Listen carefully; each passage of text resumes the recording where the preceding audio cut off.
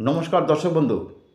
স্বামী স্ত্রীর দাম্পত্য কলহ যখন ডিভোর্সের পর্যায়ে চলে যায় বা চলে গেছে, ওই চলে যাওয়ার পরে সেটাই কিন্তু ঠিক করতে কিন্তু খুব অনেক কাঠখড় পোড়াতে হয়। কিন্তু ওই থাকাকালীন যখন ঝগড়াঝাটি তুমুল হচ্ছে, যে মানে মনে হচ্ছে যে ছাড়াছাড়ি হয়ে যাবেই, তার আগে থেকে যদি আপনারা যদি সামান্য একটু কাজ করতে পারেন, এটা কিন্তু অনেক আগে আমি বলে দিয়েছিলাম। অনেকেই কিন্তু তারা কিন্তু ভালো আছে কি না, যে নৌকায় মাছ ধরা হয়, যে নৌকাতে জাল দিয়ে মাছ ধরা থেকে ওই নৌকার কাঠ একটু আপনাদের সংগ্রহ করতে হবে।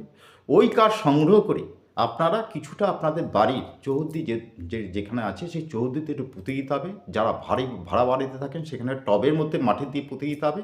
আর একটুখানি আপনাদের বাঁ হাতে, ছেলেরা ডান হাতে, মেয়েরা বাঁ হাতে একটু ধারণ করুন, তাহলে তারপরে রেজাল্ট আমাকে জানান। নমস্কার।